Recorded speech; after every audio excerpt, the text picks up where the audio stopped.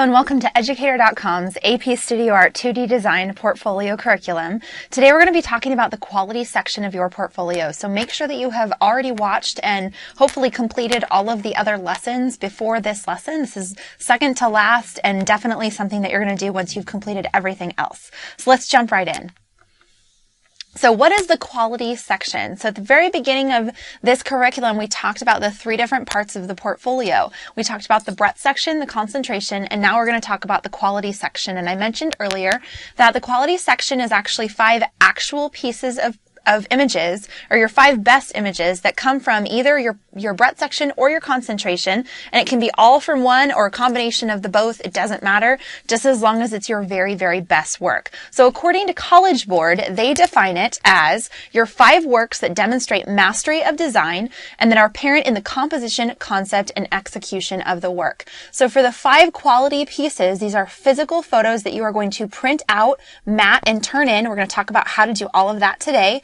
But then also, they're your best pictures. They're the pictures that are the strongest in your concept, which means your idea, where you started with this idea, you carried it out, you edited it in the same mood or feel as that idea, and you have a beautiful finished product. All right, so the very, very best of your work, the best of your 24 pieces. So again, they are physical prints of your 5 best pieces. So these are photos that you are literally going to have printed out. Most of you will probably not have a darkroom at home. So most likely these are photographs that you're going to send in to some sort of printing space. So probably somewhere like Walmart or Costco or something like that.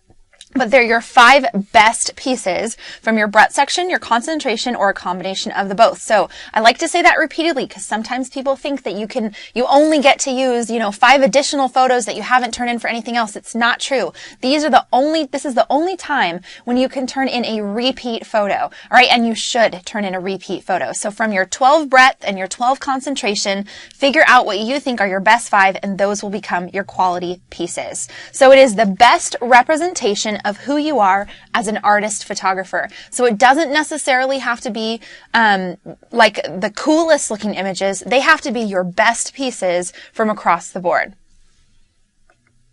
Okay, so the requirements for the quality section. First of all, you need to start by printing your pieces. So places like Costco or Sam's Club or a professional photography print shop work well. Places like Rite Aid and Target and some places like that will do it, but they have a limited amount of sizes that you can do. So be intentional, maybe do a little bit of research on the places that will print photography for you, and also have a sample printed there before you commit to it. Make sure that the quality, the look of the photo, the color, the toning is exactly what you were expecting when you made it on the computer and that it's matching up.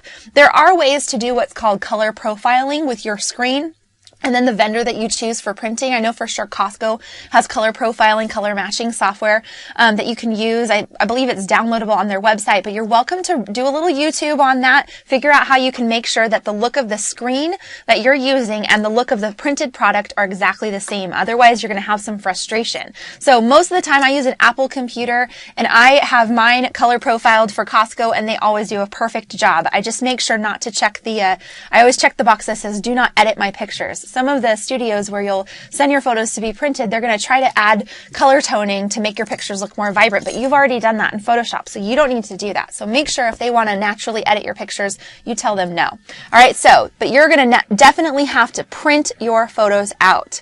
The second thing is that your images, when you're printing them, they need to be substantial when printed. So an 8x10 or larger, but then there is a requirement for the College Board that we can't go too big. So an 8x10 is as small as I would recommend that you do.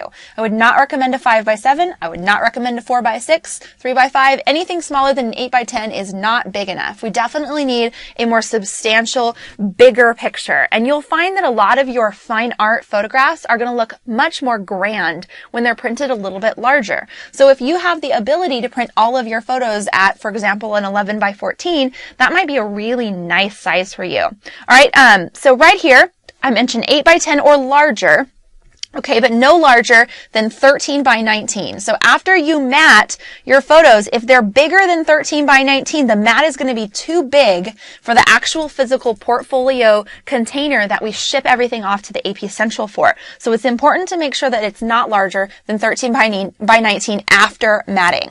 All right, very, very important. So the maximum portfolio size is 18 by 24, which I know this is a lot of numbers, but you're also going to have access to AP Central's website. They give you all of this information on their website, and they kind of mention to you, make sure your size requirements fit into the portfolio. And if your photo does not fit in, then it will be rejected when it goes into scoring. So we don't want that to happen after you've worked so hard. So really important to make sure you have those size requirements correct. All right, so the images have to be matted, and they should be, it's recommended that they're flapped. So I'm going to show you what I have always done with all of my students' work and kind of a little bit of how to do that in this lesson. All right, so a couple of notes to you. There's a couple of fancy framing stores that will cut some custom mats for custom sizes if you don't have a professional mat cutter at home, which most people don't. So places like Aaron Brothers, Michael's, some sort of craft store, any kind of framing shop that you know about in your area will very likely cut custom mats for you. So let's pretend that you have a photograph.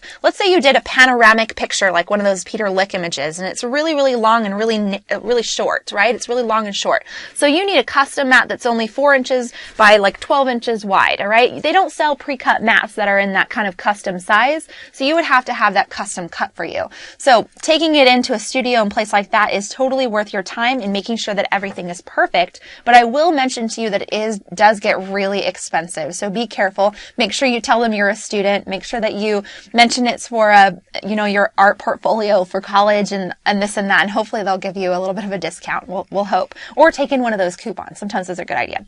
All right, so if you print your images in a standard size, so a lot of people sell pre-cut mats. If you print them in a standard size, it's easy to find pre-cut mats for those typical sizes at a lot of art supply stores or online if you search on Amazon, places like that. So what it looks like is just a matted frame that has a hole in it with a beveled edge, which means it kind of has a slope to it. All right, so if you find those that are pre-cut for an 8 by 10, for an 11 by 14, maybe start by looking for your mats first.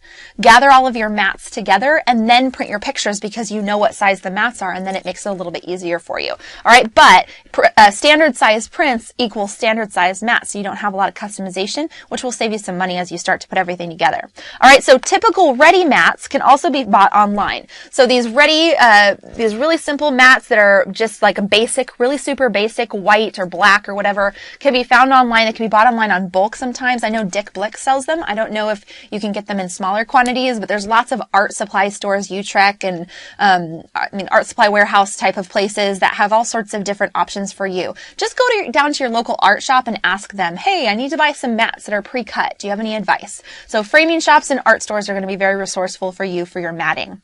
All right, the last thing is that flapping is done with newspaper or newsprint paper. I'm not talking about actual newspaper. I'm not talking about the stuff that comes to your door that has printing all over it. I'm talking about the paper itself. And newsprint is actually sold in big, kind of like big pads of paper, and they're really, really big pieces of paper, but they're really thin, and it's pretty inexpensive. You can get about 100 sheets of newsprint for like $10. So they're really big pieces of paper that you then flap over your art, and it protects the surface of your photograph so that as it's sent into the College Board and they're hitting each other, then it doesn't scratch up all your pictures and you don't have any problems with people thinking that you had a low quality photograph because everything's scratched. So it just protects your picture. So I highly, highly recommend it. It is not required from the College Board. You will not find any information on College Board's website about flapping other than that it's allowed. So I'm going to show you here to make sure that your pictures are protected so that when they arrive at the College Board and they open them up, they look beautiful and they look perfect and as good as you created them.